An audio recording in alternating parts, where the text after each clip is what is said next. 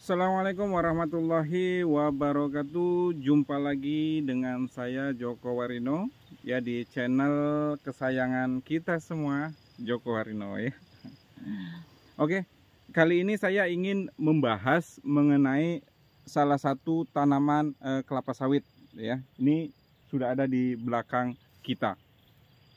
Beberapa bulan yang lalu, mungkin sekitar 2 atau 3 bulan yang lalu, 3 bulan sih ya, 3 bulan saya memberikan satu tanaman ini pupuk borak yang cukup banyak ya, sekitar 2-3 kilo. Ya, saya ingin melakukan uji coba sebenarnya seberapa pengaruhnya borak terhadap tanaman kelapa sawit.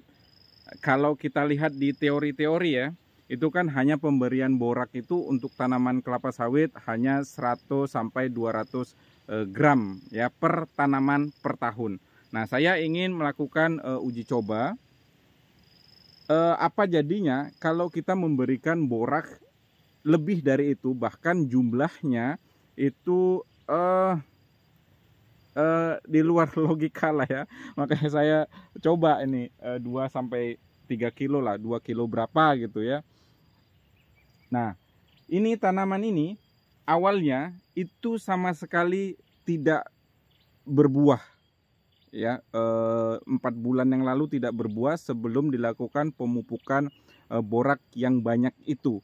Nah, sekarang ya ini bisa kita lihat walaupun tidak banyak ya, tapi itu bunga-bunga yang baru keluar itu sudah keliling ya, keluar ini aja sudah 1 2 3 4 5 6. Yang terlihat dari sini aja ini udah 6. Nah, kalau kita lihat keliling mungkin lebih dari itu.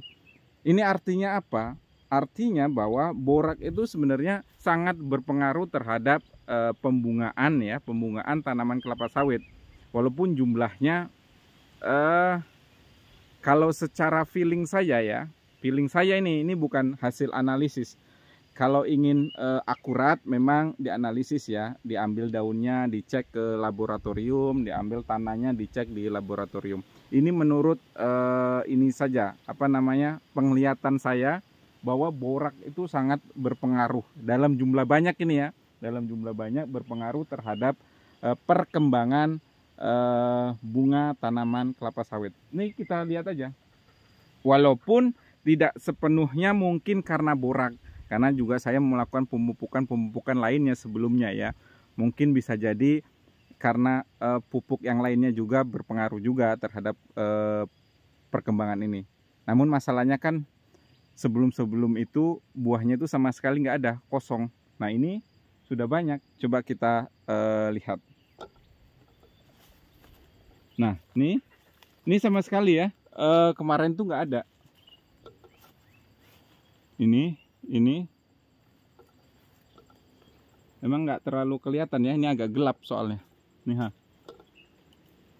Belum ada yang masak, memang masih kecil-kecil, belum terjadi proses pembesaran karena boraknya itu baru masuk 3 bulan yang lalu tuh ha. Masih di ujung-ujung ya semua ya, baru muncul. Saya nggak tahu ya sebenarnya ini karena borak atau karena apa, tapi menurut pengamatan saya ini karena borak itu, karena boron itu. Tapi kekurangannya yang nampak betul itu di daunnya. Kita lihat daunnya. Nih ya, daunnya itu mengering. Nah, ini mengering. Mengering, menguning. Mungkin itu faktor borak yang terlalu banyak. Jadi daun itu, saya nggak tahu ya sistem metabolisme tanaman kelapa sawit ini gimana ya kalau misalkan pemberian borak yang banyak.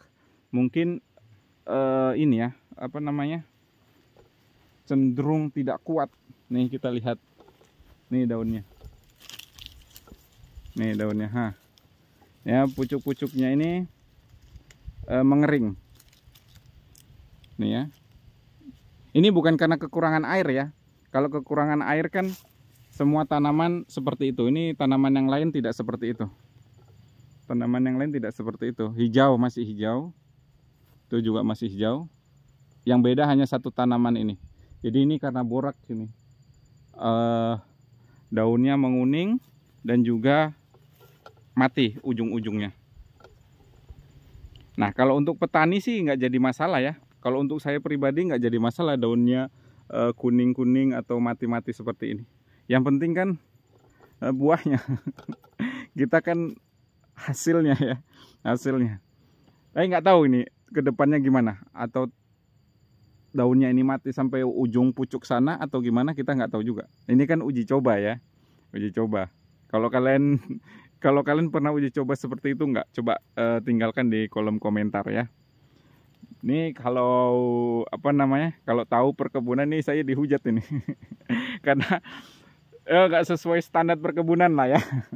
Tapi kan namanya juga petani ya, kita harus mencoba apapun itu. Dan bahkan saya ingin mungkin kedepannya saya ingin mencoba satu tanaman lagi. Mungkin inilah ya, mungkin faktor lainnya juga ada yang membuat buah ini bagus. Tapi saya ingin coba satu tanaman lagi yang benar-benar ada sih buahnya, tapi buahnya itu kecil-kecil ya, seperti apa ya? Kalau istilah petani itu jantan gitu ya, bunga-bunga kecil. Saya ingin coba yang seperti itu saya berikan, gimana responnya. Kalau bagus ya, jadi bagus. Ya, borak ini memang ya patut dikasih borak yang cukup banyak ya, nggak hanya sesendok 2 sendok ya kan. Biasanya kan petani sesendok 2 sendok ya. Di perkebunan juga seperti itu. Ya seperti itulah, ini pengalaman saya ya, pengalaman saya pribadi. Mungkin kalian bisa coba sendiri. Ya kalau ingin coba-coba seperti ini jangan di seluruh tanaman ya. Hanya 1-2 tanaman, hanya untuk uji coba aja. Boleh pupuk-pupuk yang lain juga boleh.